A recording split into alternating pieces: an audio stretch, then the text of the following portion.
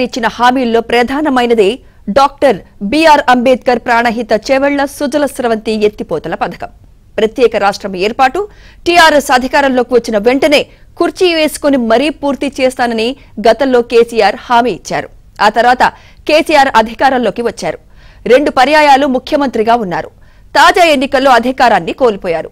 కానీ 9.5 ఏళ్ల పాలనలో ప్రాణహిత పరివాహక ప్రాంతాలకు చుక్క సాగునీరు అందించలేదు. పైగా ఏటా వరదల ముంపునకు గురయ్యారు.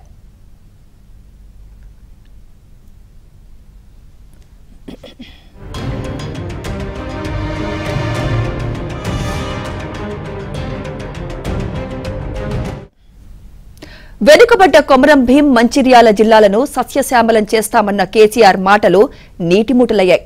గతంలో కాంగ్రెస్ హయాంలో ప్రాణహిత చేవెళ్ల ప్రాజెక్టు నిర్మాణంలో భాగంగా 100 కోట్లు వెచ్చించి నిర్మించిన కాల్వలు వృధాగా మారాయి.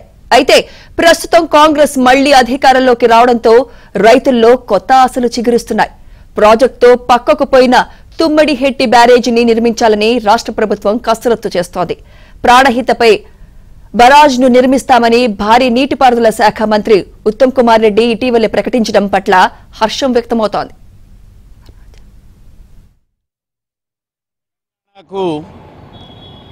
సాగునీరు అందించేటువంటి ప్రాజెక్టు ప్రాణహిత చేవెళ్ల ప్రాజెక్టు ఆనాడు రాజశేఖర రెడ్డి దాన్ని ప్రారంభించిండు. ఆ ప్రాజెక్టు సరైనటువంటిదే. ఆ తర్వాత టీఆర్ఎస్ గవర్నమెంట్ వచ్చిన తర్వాత తుమ్మిడిహెట్టి దగ్గర ప్రాజెక్టు కడితే నీళ్ళు తక్కువ ఉంటాయని కాళేశ్వరం రీడిజైన్ పేరుతోటి ఆనాడు ప్రారంభించింది. ఆనాడు మేము వ్యతిరేకించాం. అందరం కూడా మంచిర్యాల, ఉమ్మడి ఆదిలాబాద్ జిల్లా వాళ్ళందరం కూడా మేము వ్యతిరేకించాం. కాళేశ్వరము, అన్నవరం, సుందిల్లా ప్రాజెక్టులు అనవసరమైనటువంటివి, అక్కడి నుంచి వచ్చే నీళ్ళు సరిపోతాయని వాదించడం. కానీ అయినా ఆనాడు కమిషన్ల కోసం కేవలం దాంట్లో 1000 కోట్ల అవినీతి జరిగింది. దానికోసం ప్రాజెక్టు నిర్మాణం చేశారు. నిర్మాణ లోపాలు అన్నీ కలిపి ఇవాళ కాళేశ్వరం కుంగిపోయింది, మేడిగడ్డ కుంగిపోయిన పరిస్థితి ఉంది. ఇవాళ దాని మీద కాంగ్రెస్ గవర్నమెంట్ ఇవాళ మొత్తం కూడా నిన్న రివ్యూ చేసింది. మేము కోరేది ఏంటంటే అసలు ఆ ప్రాజెక్టు అవినీతితో జరిగింది, నిర్మాణ లోపాలు ఉన్నాయి కనుక అది ఎన్నిసార్లు తిరిగి దాన్ని బాగు చేసినా రిపేర్ చేసినా దానికి ఉండే ప్రమాదం దానికి ఉంది. దానివల్ల భవిష్యత్తులో కూడా ఉపయోగం లేదు కనుక ఉన్న మేరకు దాన్ని రిపేర్ చేసి టూరిస్ట్ స్పాట్గా పనికి వస్తుంది తప్ప బ్యారేజీలు కాదు, ఉపయోగపడదు. కనుకనే మేము తిరిగి వాళ్ళు కోరేటువంటిది ఏదైతే తుమ్మిడిహెట్టి నుంచి ప్రాణహిత లింకేజ్ ఉందో దాన్ని తిరిగి పునర్నిర్మాణం చేయాలి. అక్కడి నుంచి నీళ్ళు సరిపోతాయి కనుక ఒక లిఫ్ట్ తోటి గ్రావిటీ ద్వారా వచ్చేటువంటిది ఏదైతుందో అది మనకు నీళ్ళు సరిపోతే మొత్తం కూడా ఇప్పుడు ఉన్నటువంటి వాటి అన్నిటి కూడా నీరు అందించేటువంటి ప్రాజెక్టు.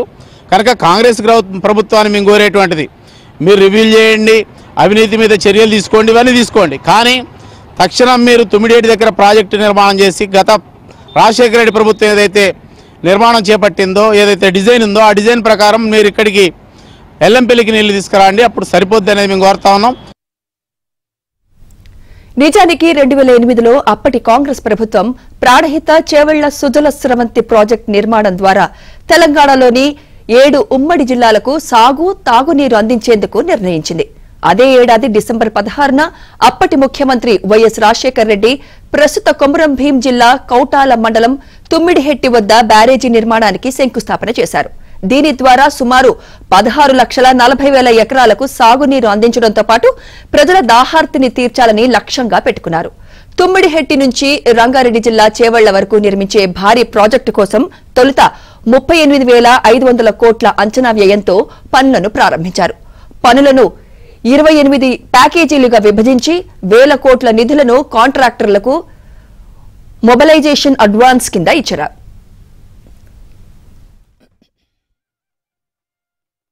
తెలంగాణ రాష్ట్రం వస్తే తెలంగాణలో నీళ్లు, నిధులు, నియామకాల పేరుతో తెచ్చుకున్నటువంటి తెలంగాణ రాష్ట్రంలో నీళ్ల కోసం BRS party alias TRS party ఏదైతే ఉందో వీళ్ళు ప్రతిష్టాత్మకంగా చేపట్టినటువంటి కాళేశ్వరం ప్రాజెక్టుకు అనుకున్నటువంటి మేడిగడ్డ ప్రాజెక్టు ఏదైతే ఉందో ఈ ప్రాజెక్టు కనీసం 3-4 ముచ్చట కూడా కాకముందే ఇలా పగుళ్ళు తీరడం జరిగింది.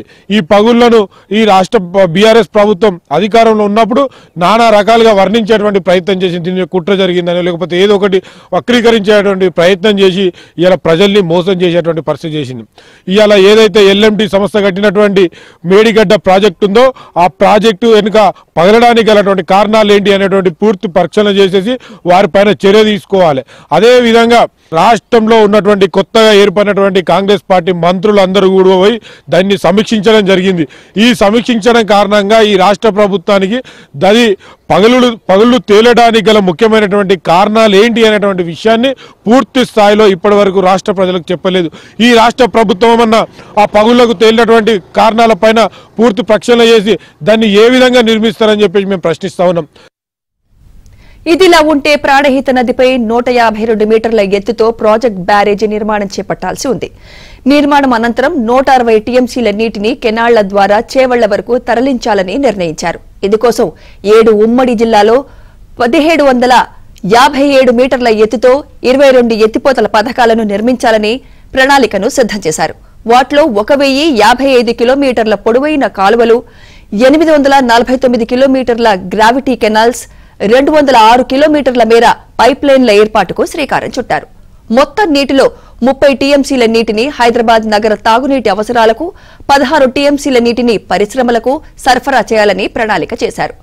మొబిలైజేషన్ అడ్వాన్సులు తీసుకుని ఆయా జిల్లాలో పైప్ లైన్, కాలువల నిర్మాణాలు పూర్తయ్యాయి. ఇందులో కీలకమైన బ్యారేజీ పనులు మాత్రం అసలు ప్రారంభానికి నోచుకోలేదు. ఆ తర్వాత రాజశేఖర్ రెడ్డి మరణం, ముఖ్యమంత్రుల మార్పు, నిధుల కొరత తదితర కారణాలతో ప్రాజెక్టు పనులు నత్తనడకన సాగుతూ వచ్చాయి.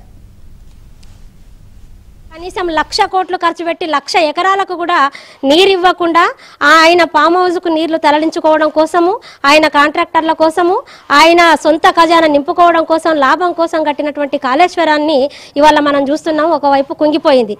ఏదేమైనా ఇవాళ కాంగ్రెస్ ప్రభుత్వాన్ని ప్రజలు ఎన్నుకున్నారు. కాంగ్రెస్ మంత్రులు కూడా నిన్న మేడిగడ్డ అన్నారని సందర్శించారు. ఇవాళ గత ప్రభుత్వం చేసినటువంటి లోపాలను వాళ్ళు ఎత్తి చూపుతున్నారు. ఓకే, కానీ వీళ్ళు ఏ మేరకు చేస్తారు?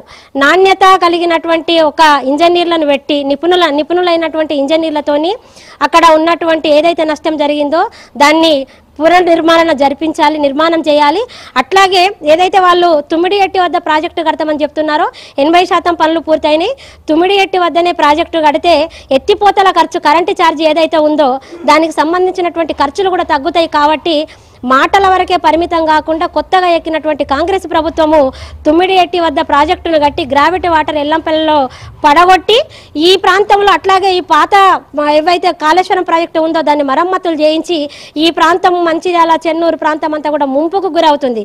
ఈ ముంపుకు గురయ్యేటువంటి ప్రాంత పరిస్థితి ఏంటి, ప్రజల పరిస్థితి ఏంటి అన్నటువంటి దీనికి కూడా ఒక పరిష్కార మార్గాన్ని చూపించి ఈ యొక్క ప్రభుత్వము ప్రజలకు అందుబాటులో ఉండి ఈ ప్రాజెక్టును పునర్నిర్మాణం చేయాలని నిపుణులతోని దాని పనులు పర్యవేక్షించి నైపుణ్యం కలిగినటువంటి ఇంజనీర్లతోని దాని నిర్మాణం చేపట్టాలని చెప్పేసి